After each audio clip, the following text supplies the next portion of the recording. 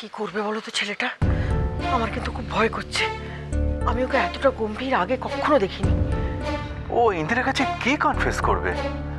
কি বললো, কি ইঙ্গিত দিল, কিছুই তো বুঝতে পারলাম না।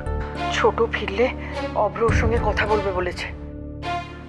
আমার কেন জানি মনে হচ্ছে আজকে একটা অশান্তি হতে চলেছে। ভালো লাগছে না গো।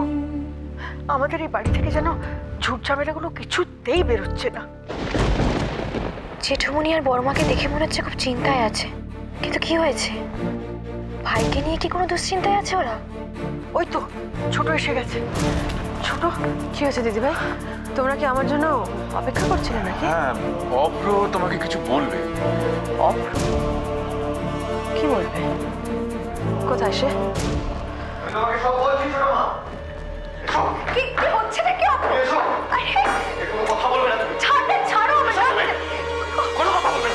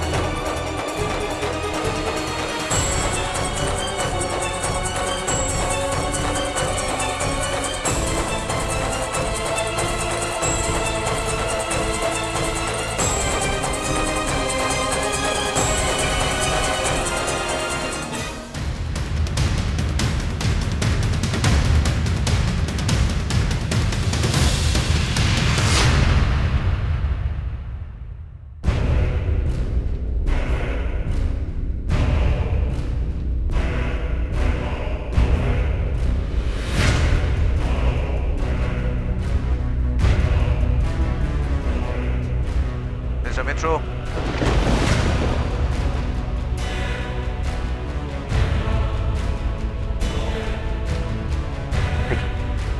আপনি এত অবাক হওয়ার কি আছে মিস্টার মিত্র? আমাকে অচেনা লাগছে। ও, তার মানে সব কিছুর পেছনে আপনি? পেছনে, সামনে, ওপরে, নিচে সব জায়গাতেই আমাদের নজর রাখতে হয় মিস্টার মিত্র। পুলিশ ইচ্ছে করলে সব করতে পারে, সব। শুধু আপনাদের মতন ক্রিমিনাল ক্রাইম করার সময় সেই কথাটা মাথায় রাখতে পারে না। তবে হ্যাঁ, মাঝে মধ্যে ইচ্ছে থাকলেও আমাদের উপায় থাকে না। এই যা। তার মানে আপনি সব জানতেন? জানতে হয় মিস্টার মিত্র। আপনাদের মতন লোকেরা যখন পেছনে পড়ে যায় তখন পিকনিকে গিয়েও আমাদের অ্যালার্ট থাকতে হয়। কিন্তু আপনি তো এখন বেলে।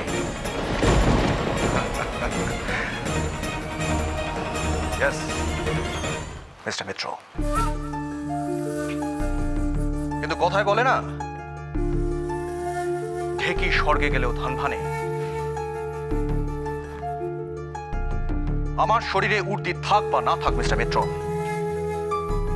অভ্যেসটা তো রয়ে গেছে না। অভ্যেস? অভ্যেস থাকা ভালো। তবে কি জানেন, সব অভ্যেসই কিন্তু সুঅভ্যেস নয়, তাই না mister XIPS? Exactly, exactly mister Mitra. ঠিক এই কথাটাই শত চেষ্টা করেও আপনার বসের মাথায় আমি ঢোকাতে পারিনি। আপনারও না। যত যাই হয়ে যাক না কেন, শয়তানি আপনারা করবেন, তাই না? আমাকে এসব কথা বলে লাভ নেই। আপনি তো আমায় আটকে রেখে কিছু করতে পারবেন। এই তো সবে এলেন, দেখুন কিছু করতে পারি কিনা। দেখুন, আমার কাছে আপনি বেশি কিছু আশা করবেন না। আমি কিন্তু নিরীহ মানুষ, কেটে কুটে খাই। যদি ধরার থাকে রাঘব বলদের ধরুন না। রাঘব বোয়ালদেরই তো ধরতে চাইছি মিস্টার মিত্র। সেই কাজটা করতে গেলে আমার হাতে কিছু প্রমাণ দরকার। আমি কোনো প্রমাণ দিতে পারবো না। মুক্ত খুলতে পারবেন? আপনি মিস্টার মিত্র, আপনার মাথার ওপর কে কে আছেন, কার কথায় আপনি সব কাজ করেছেন, এই সব কিছু আমি জানতে চাই। আমি কিচ্ছু বলবো না। মিস্টার মিত্র, আপনি যদি সব সত্যি কথা আমাকে না বলেন তাহলে আপনার মুখ ঘোরানোর ওষুধ কিন্তু আমার জানা আছে।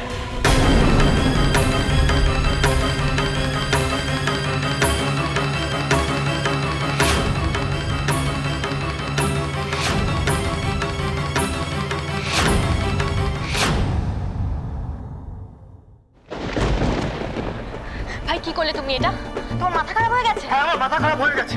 আমার মাথা খারাপ হয়ে গেছে কারণ যে আজকে যদি আমার জায়গায় অন্য কেউ থাকতো তাহলে তারও আজকে এই অবস্থাটাই হতো। এসব কি করছিস সব? সবকিছুতে একটা লিমিট আছে। হ্যাঁ আছে বাবা, আছে, কিন্তু সেটা আমাকে নয়, ওকে বোঝাও। এটা আমার অনেকদিন আগেই করা উচিত ছিল, যেটা আমি আজ করছি। ও যা করেছে, তারপরে তোমরা ওকে যা শাস্তি দেওয়ার দাও। বাহ বাহ, তুমি নাকি আমার হাজবেন্ড, সেটা ভাবতে আমার লজ্জা করছে। এই তোমার ভালোবাসা? হ্যাঁ, যে হাজবেন্ড নিজের ওয়াইফকে সবার সামনে এভাবে ঠেলে ফেলে দিতে পারে তাকে কি বলতে আমি জানি না। এই বাড়িতে আমার কতটুকু সম্মান সেটা আমার বোঝা হয়ে গেছে। সম্মান? সম্মানের কথা বলছো তুমি? সম্মান এমনি এমনি আসে না ঝিনি, সেটাকে অর্জন করতে হয়। তোমাকে হাজারবার বলার পরও তো তোমার মাথায় এই কথাটা ঢোকেনি। এখন যেমন কর্ম করেছো তেমন ফল তো তোমাকে ভুগতেই হবে। কর্ম? কোন কর্মের কথা বলছো? কি করেছি আমি যে তুমি এখনো গলা উঁচু করে কথা বলছো তুমি? সত্যি তোমার মতন মেয়ে না কোনো বাড়ি বউ হওয়ারই যোগ্য নয়। আর একটা কথা সবার সামনে বলছি, কান খুলে শুনে রাখো। তোমাকে ভালোবাসা তো দূর, আজকাল তোমাকে দেখলে আমার ঘেন্না হয়, ঘেন্না।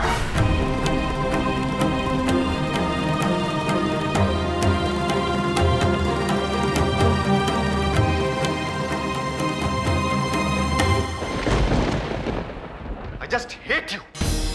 কি গো, তুমি অভ্রকে কিছু বলবে না? ঝিলমিলও বিয়ে করা বউ, কিছু বলো ওকে, কিভাবে কথা বলছো ওর সঙ্গে? না মা, প্লিজ দয়া করে আজকে তোমরা আমাকে কিচ্ছু বলতে আসবে না, কিচ্ছু বোঝাতে আসবে না। ওর সম্বন্ধে আমি যদি আজকে সব কথা বলি না, তোমরা আমাকে আমাকে কিছু বলবে না, যা বলার ওকেই বলবে। এতগুলো অপরাধ করার পর একটা মানুষ এতটা নির্বিকার হয়ে থাকতে পারে? ক্রিমিনাল। অবরোধ, শাট আপ। কি বলছিস তুই? ও তোর ওয়াইফ? তাহলে বোঝ দাঁড়াবে, বোঝ তুই যে একজন হাজবেন্ড তার ওয়াইফের কতটা কি সহ্য করার পর এরকম বিষাক্ত কথা বলতে পারে। আরে ছোট, তুই কিছু বল অভ্রকে। ও কি করছে, কি বলছে? আমার সত্যি আর কিছু বলবার নেই দিদি ভাই। অভ্র, তোমাকে আর শান্তকে একসঙ্গে এক চোখে দেখে আমরা মানুষ করেছি। তারপর আজকে কি এমন ঘটনা ঘটলো যে তুমি তোমার বেডরুমটাকে ড্রয়িং রুমে নিয়ে এসে ফেললে? কি করেছে তুমি জানো না? হ্যাঁ জানি না, সত্যি আমরা কেউ জানি না ও কি করছে, কিন্তু তুমি কি করছো সেটা আমরা সবাই চোখের সামনে দেখতে পাচ্ছি। এইভাবে মানুষ করেছি তোমাকে আমরা, চৌধুরী পরিবারের ছেলে এইভাবে মানুষ হয়েছে। সত্যি অব্র, আমি বুঝতে পারছি না যে কি এমন হয়েছে যে সবার সামনে ঝিলমিলকে তুই এইভাবে। ছোট থেকেই এরকম, এমনিতে শান্ত আর রেগে গেলে একেবারে চন্ডাল। আমি সত্যি বুঝতে পারছি না ঝিলমিল এমন কি করেছে যার জন্য তুই ওর সঙ্গে এরকম ব্যবহার করছিস। এরকম ব্যবহার করার কোনো কারণ থাকতে নেই মা।